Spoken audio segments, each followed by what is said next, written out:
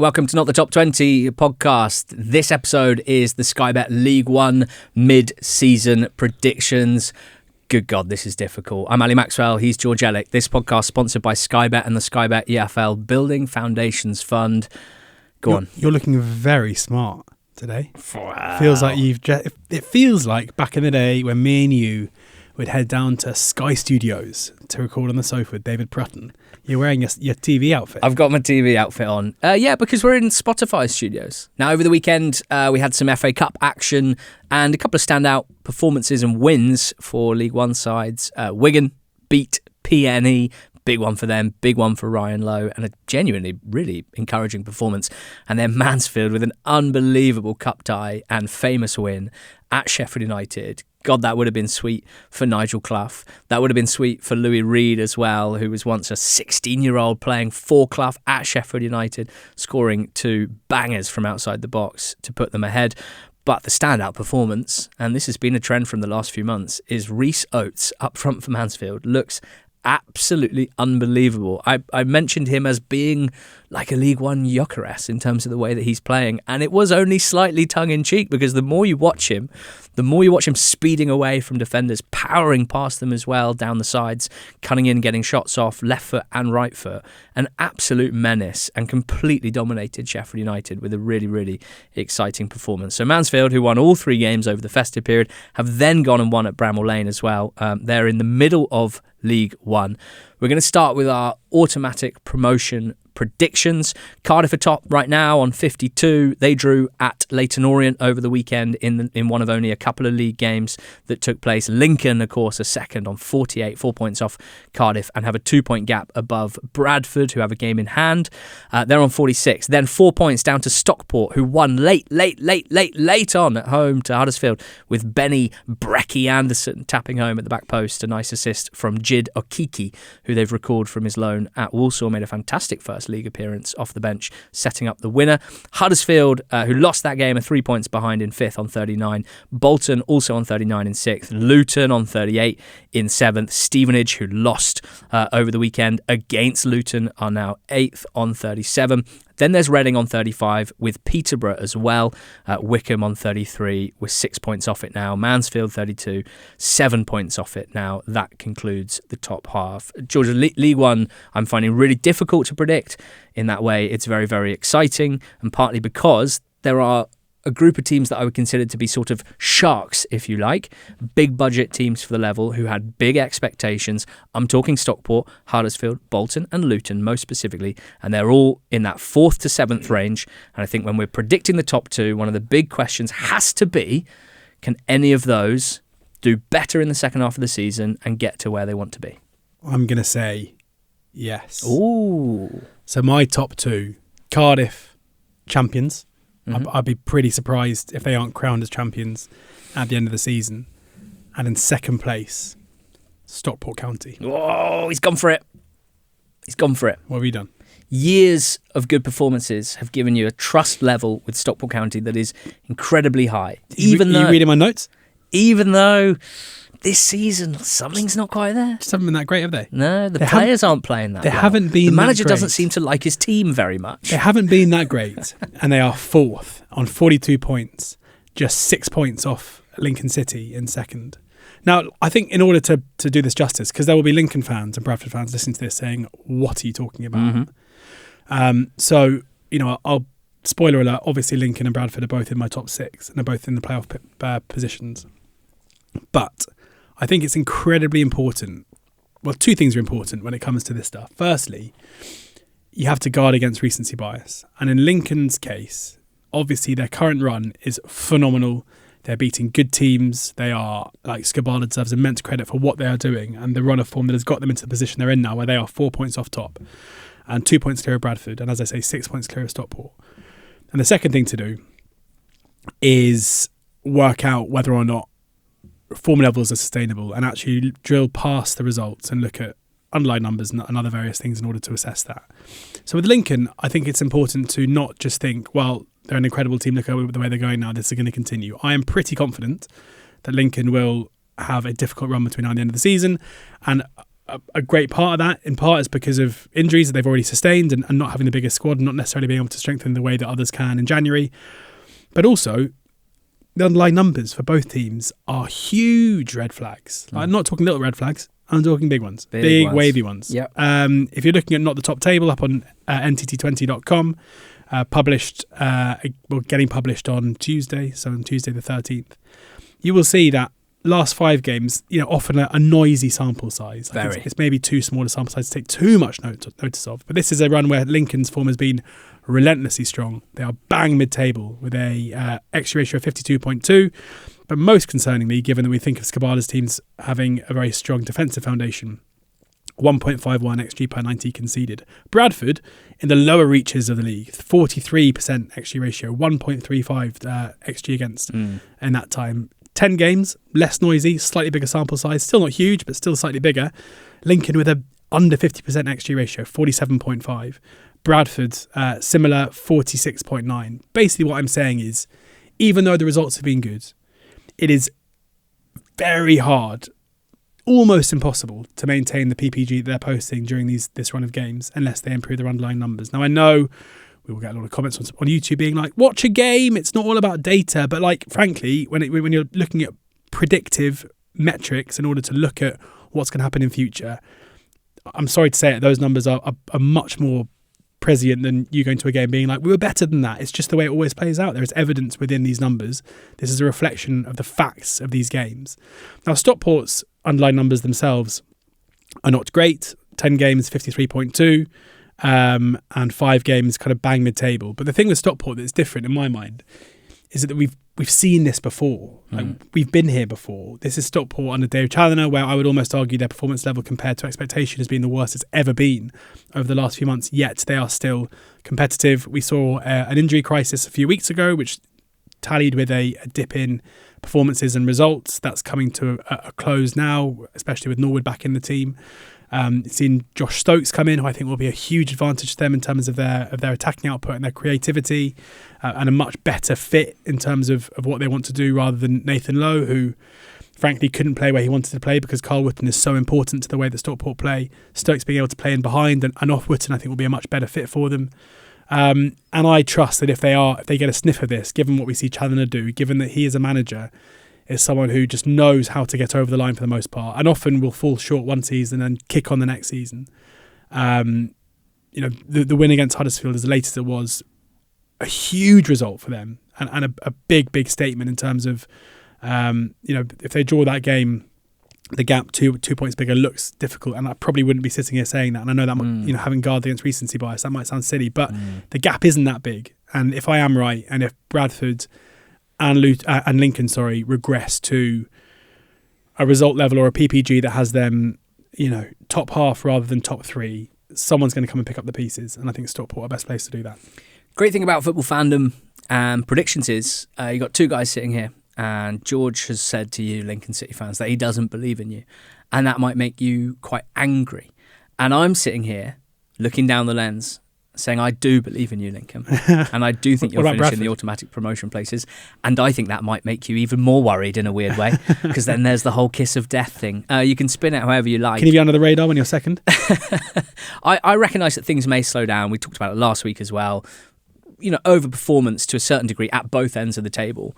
I'm less worried in the 5-game, 10-game XG numbers, partly because A, they have played almost all the best teams in the league in that spell, and B, they have scored early in almost every game. They have taken the lead in so many of those games in the first half.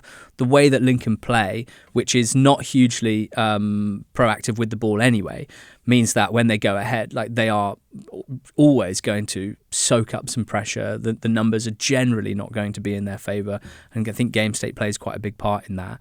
I do still think that mentioning the underlying numbers is important, because it suggests that, particularly for Lincoln, I'd be worried about a bit of a dry patch in front of goal. Collins is out injured long term. None of their other attackers are proven consistent finishers at this level. There are quite a lot of them. They have a decent, rotation of attacking players. And I do like how Skubala is using his squad so far this season.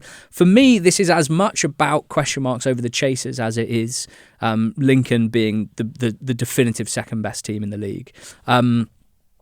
Bradford, I have concerns over that I'll mention later. But then it's like, okay, so Bolton, Stockport, Huddersfield, Luton, who do I think is going to be the one to go, right, we're going to put a run together and get above? Lincoln, Bradford, get into second spot. I can't quite do it with Stockport because I'm just not very impressed with them this season. With Bolton, I have no idea why they can't just kick on and back up such encouraging performances and metrics. But I have lost some bullishness about them. They lost over the weekend to Peterborough. They have this issue away from home where they're really, really poor.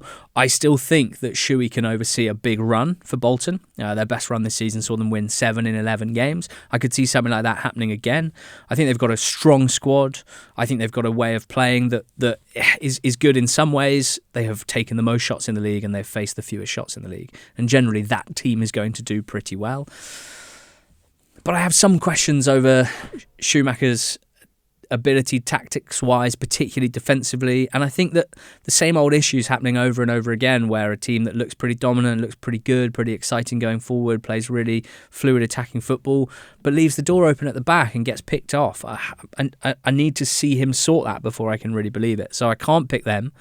I can't pick Stockport. I'm probably higher on Huddersfield than most right now, based on what I've seen over the last month or two, and I think Grant's found a system that works, but then they lose at Stockport, 2 draws before them. I don't find them worthy of my trust to really kick on and put together a big run. Luton, I still just cannot work out whether they are sorted under Wilshere and likely to punch their weight, which should be top 6, top 2 even. I'm not quite buying it yet from what I've seen. And Skubala and Lincoln just seem calm to me. They seem to have the answers to most of the challenges. I am worried about a cold streak in front of goal, but it just came down to, do I think there's one of those teams beneath them that can make up a 6, 9, 10 point gap in some cases? And I don't think there is. So Cardiff and Lincoln, for me, should probably do a little bit more on Cardiff. Yeah, I was going to say, champions. They're the champions for me. They're getting better still under Barry Murphy. They're getting more dominant still. They've been an excellent attacking team all season, but recently have become one of the best defensive teams as well. Cup distraction from December, gone. They're knocked out of the trophy and the FA Cup. They've got Salek at the top of the pitch, who's just by miles the best striker at the level. Wintle, imperious at the base of midfield, probably not being talked about enough, his performances this season. Really, really good team. Yeah, I totally agree. Any signs of this young, you mentioned a couple of senior, well, certainly in Wintle's case, more senior players there, but there aren't really any signs of them dropping off at the moment. So with the lead that they've amassed, and with doubts, as I say, there are 2 teams in my mind who are close enough to Cardiff to really close them down. And I've already mentioned why I'm concerned about both. So Cardiff being top was probably the easiest of these predictions across the EFL. So in the playoffs, I have got Stockport, I have got Bolton, I've got Huddersfield. I don't see any of those 3 dropping out, even if I don't see, at the moment, any of those 3 being the ones to grab the bull by the horns and get top 2. But for me, they are kind of locks for the playoff spots, which leaves one open. Tell me what you're thinking in the playoffs. Just in terms of the picture, you've got Bradford, Stockport, Huddersfield, Bolton in there at the moment. But you've got Luton, Stevenage, Reading, Peterborough, Wickham, Mansfield rounding out the top half. Yes, I've got Lincoln and Bradford both in there, where even though I'm concerned about them, it would be some drop-off for them not to finish in the top 6, albeit wouldn't be hugely surprised if that did happen to either of them. Pretty surprised, but not like, wouldn't be like, what's going on here? Bolton I've got in there, but I completely agree with you, having been pretty bullish that they were the second best or maybe even the best team in the league along with Cardiff. I think the form of Cozy Dewberry that has dropped off, maybe unsurprisingly for a young loanee, is kind of tallied with a bit of a drop off in terms of their output. They're still posting good numbers. I still think they'll probably be good enough. But I did kind of toy with the idea of moving them out altogether, but I think that would be wrong. So Huddersfield were the last that I picked, and I have gone for them. Not overly bothered about Luton, even though they are as close now as they ever have been, and they're definitely getting some good results under Wilshere. But it just feels like in every single game, even games they win comfortably, we're still seeing long periods where they are not the best team, and we're still seeing games where they really struggle from an attacking point of view. Again, like, they have the quality within their side to go on a ridiculous run. And you mentioned them as one of the teams that could chase down Lincoln, and fair enough, because the gap isn't too big for them to do that. But I'd have to see more in terms of solid evidence even though the squad is very good. And we are seeing certain players, Jordan Clark's now, after missing the penalty against Stevenage in the 2-1 win, like even them coming back from 1-0 down against a pretty tough nut to crack in Stevenage and winning the game 2-1 is a positive sign. So I'm pretty positive about them, but just can't have them above Huddersfield. Peterborough and Reading, the two who are looking to crash the party, I could definitely see either of them doing that. But on the balance of probability, I've got Huddersfield in there.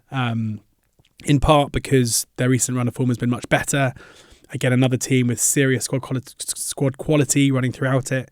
In Lee Grant, you've got a manager who I think is proving himself to be competent and relatively exciting as a young manager, even though I know Huddersfield fans disagree and aren't overly enamoured by him. It's his first season in the job. I think he's doing okay and is probably learning on the job. And they are posting very good numbers in the last 5-10 games, unlike early in the season where their good run of form came as a bit of an outlier where the numbers weren't great. In the recent weeks, they've been playing much better in that front and consistently creating better chances than their opposition within games. So that's normally a pretty good, sign of what's to come. So Lincoln, Bradford, Bolton, and Huddersfield squeaking in. Although wouldn't be surprised if it's Luton, wouldn't be surprised if it's Peterborough, wouldn't be surprised if it's Reading. So the current top six you have as your top six. Yeah, I don't. I think this feels kind of punchy, but I think Bradford may run out of steam. And I think we'll know basically within the next month. There's still, and we should keep saying this, there's still so long to go that big swings in form for any team are going to happen. I just think that Bradford in the last few weeks have been making it look quite difficult, albeit the results have been fine, pretty good. They play Cardiff at home next up, and I think Cardiff will be the better side, and I would expect Cardiff to win or draw.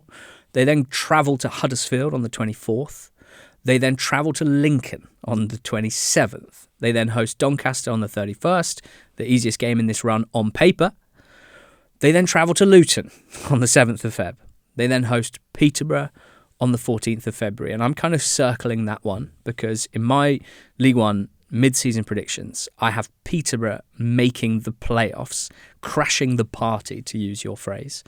And I have Bradford dropping out from third all the way out the bottom, out the trap door, because I think they may run out of steam. And I think if they have a poor run, I find it hard to imagine they will find it again, if that makes sense. A team like Bradford, who have had the most amazing 12 to 18 months, who have managed to keep the party rolling much longer than Doncaster, who they came up with, much longer than Port Vale, who they came up with, much longer than Wimbledon, who they came up with. But all three of those teams did hit a wall, did hit the ceiling pretty hard with a bump, and are now struggling. And I don't think it's out of the question that Bradford could suffer a similar fate in the second half of this season. They are solid defensively. They're struggling a little bit at the top of the pitch.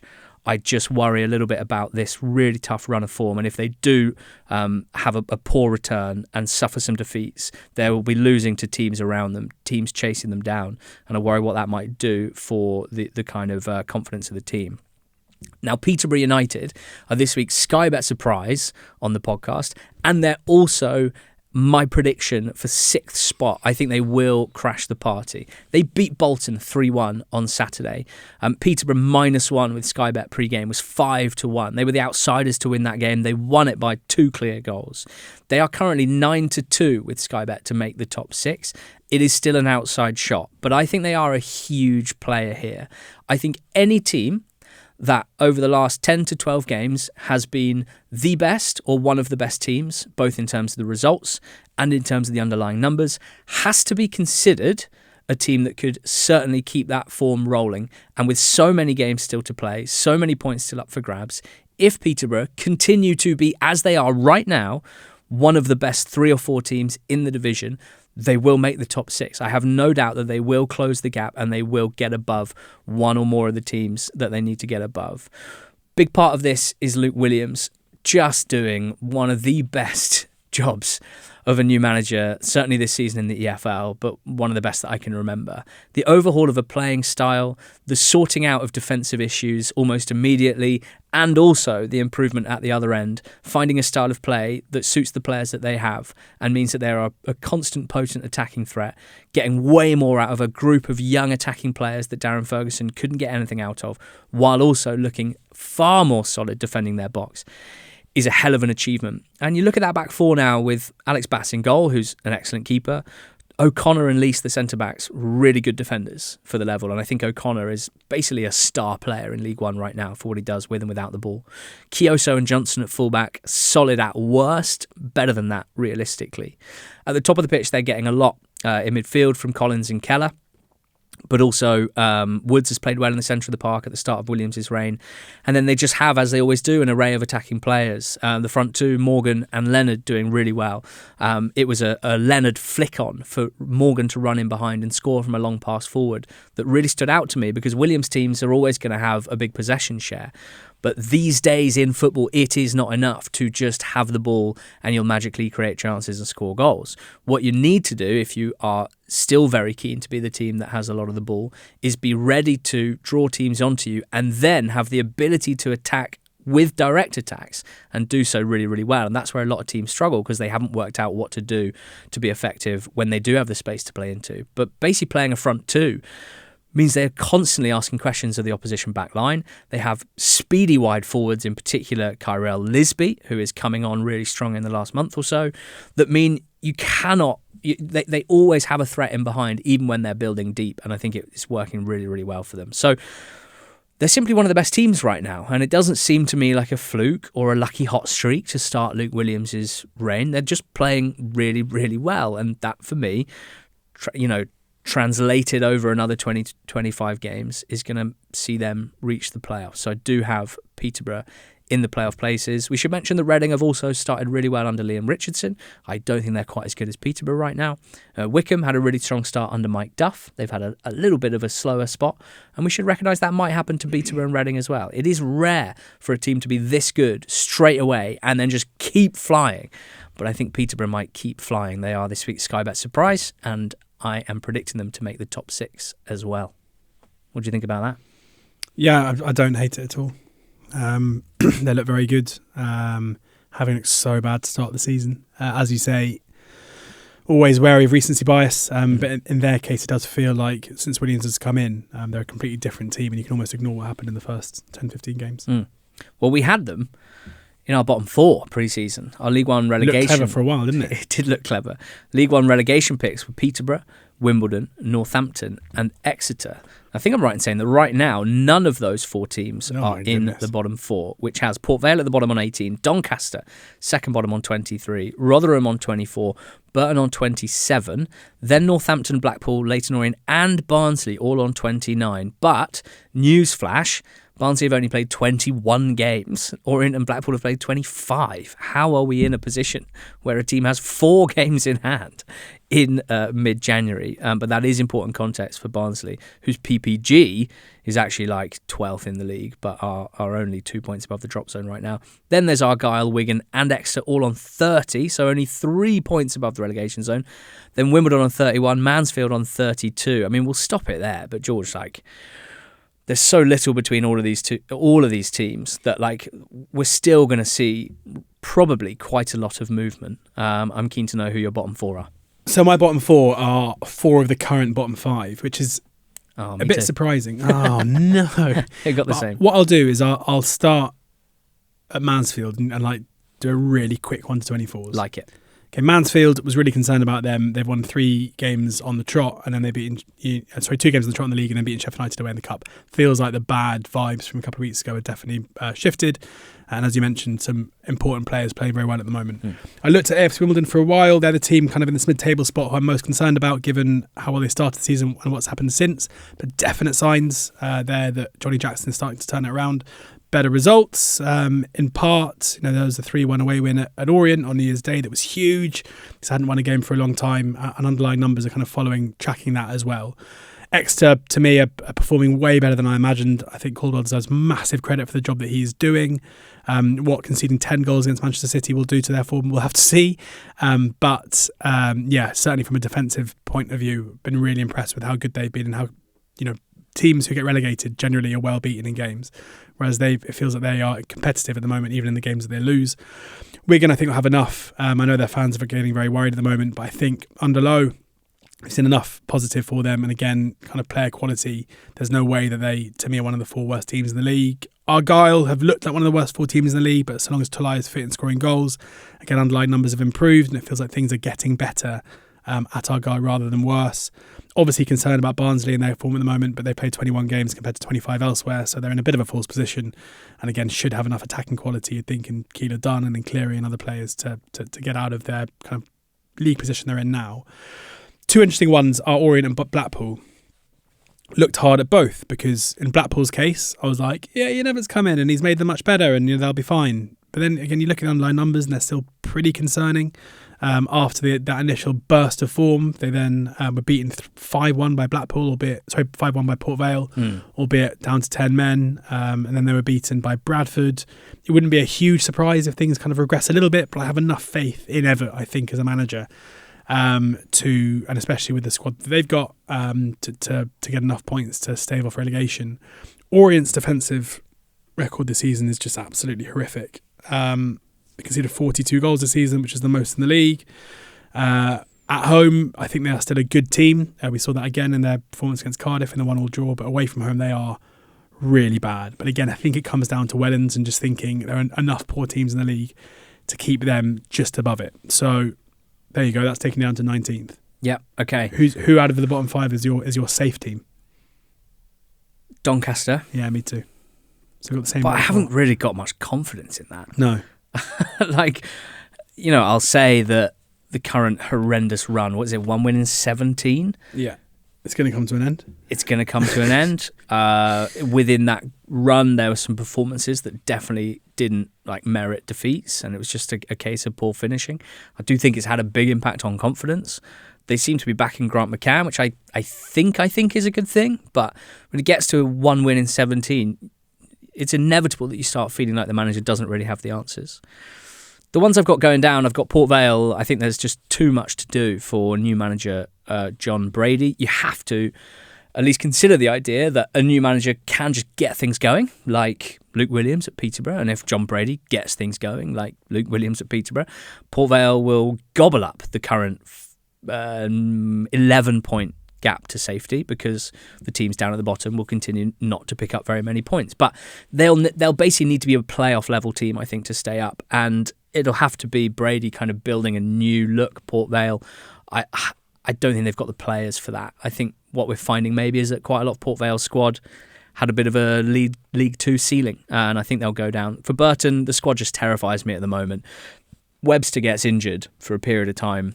Beasley suddenly misses a game for the first time ever, and you're like, oh my God, how are they going to score? Yeah. The attack is completely dried up, and defensively they've never been that good, to be quite honest with you. Rotherham, I just think it's all falling apart a little bit. Matt Hamshaw's under so much pressure that he's started making some not very thinly veiled barbs at those above him and saying, there's issues at the club. I kind of feel like the Tony Stewart era, that's their owner, is potentially just unravelling.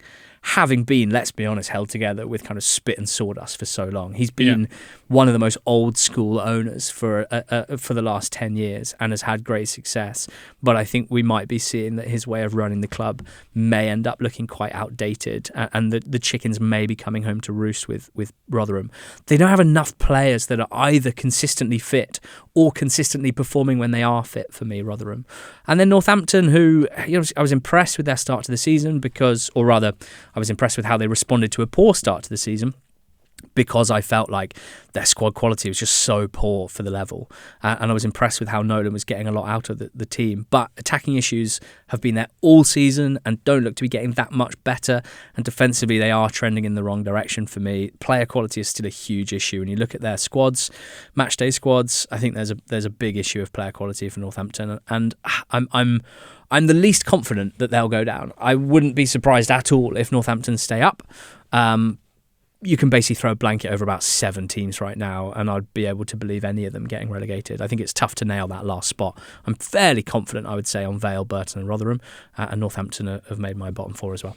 Yeah, I think Port Vale will go through a really good run of form between now and the end of the season under Brady. It's a terrible job to walk into in some ways because they're 24th in the league, but in some ways it's a very good job, I think, because Brady is someone who comes into this, they're far enough detached that unless they don't pick up a point between now and the end of the season, he's not going to get the blame for relegation. But the performances we know have been better. We know the squad is probably better, albeit they've lost Ronan Curtis to Argyle. Then the results, so he can come in and probably not do loads apart from, because he's a lovely man, say some really nice stuff, like he said when he joined the club, and he said the players needed love, which I loved seeing how much the Vale fans enjoyed that, because there are probably more cynical fans who wouldn't be as keen to hear it. But he's a manager I'm a big fan of, and I think they will pick up points between now and the end of the season. And I think there will be a moment in the season where Vale's escape looks on, but it's just going to be really tough. It's 11 points to Northampton, so I don't think they will quite do it. Rotherham, as you mentioned, you take off an anomalous good run a couple of months ago, which wasn't really based in any kind of good performances themselves, either watching them or by the numbers. And they're the worst team in the league, and I don't really see any reason to have any faith in them improving from that. Burton were the ones I kind of ummed about a bit. Gary Bowyer, probably were the worst group of players last season, pulled it off. He's a manager that I think I have immense respect for. But again, defensively, haven't been particularly good. Don't have huge faith in terms of what they'll do in the January window. After some kind of mad recruitment over the last, it feels like they're the ones who are kind of circling the drain and are ready to go down. So then it comes between Donny and Northampton. And, currently there are 6 points between the two teams. So it's just with Doncaster, it feels like there's enough there. It feels like the recruitment will be better. It feels like you can get bogged down in one really bad run, whereas I think in McCann they have enough to go about improving that. Whereas Cobblers' underlying numbers recently are horrendous.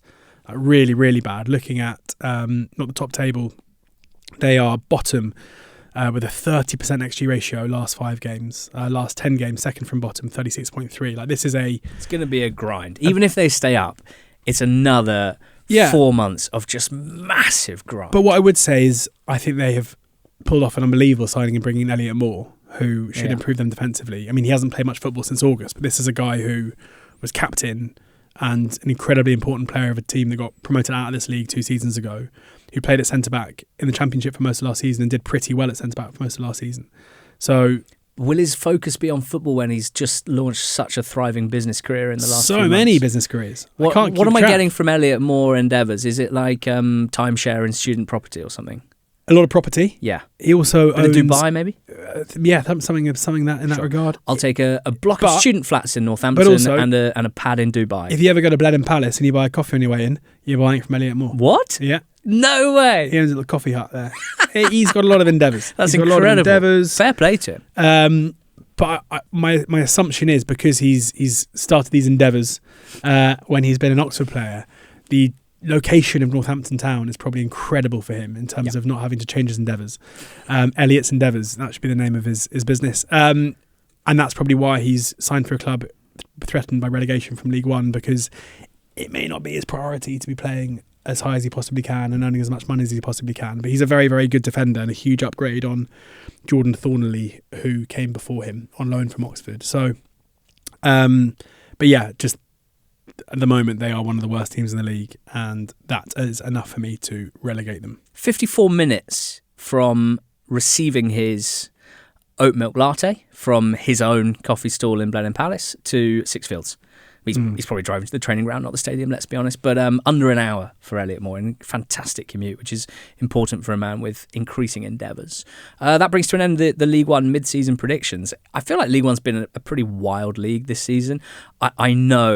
We know sitting here, having done this for so many years, that so much is going to change, so much is going to age poorly. But this, as a time capsule, is what we thought on the 12th of January 2026 about what might happen in League One. Lincoln City fans, let's hear from you. Are you more angry with George, or are you sad that I've given you the kiss of death or life? Let's see. We want to hear from you in the comments on Spotify, on YouTube, and do put your own predictions down. What's Not that fun is when you go like, that's really stupid what you said about Bradford. What's more interesting, way more interesting for me, and fairer, I think, is if you go, here's my top 2, here's my playoff 4, here's my bottom 4. And then at least we can look back in May and see who's cleverer than the other. Cheers. Thanks for listening, and thanks to Sky Bet for sponsoring this podcast and the Sky Bet EFL Building Foundations Fund. Plenty of good stuff happening across the country that we're looking forward to telling you about over the next couple of months when it comes to the Sky Bet EFL Building Foundations Fund and to Spotify for hosting this podcast. Thank you, and go well.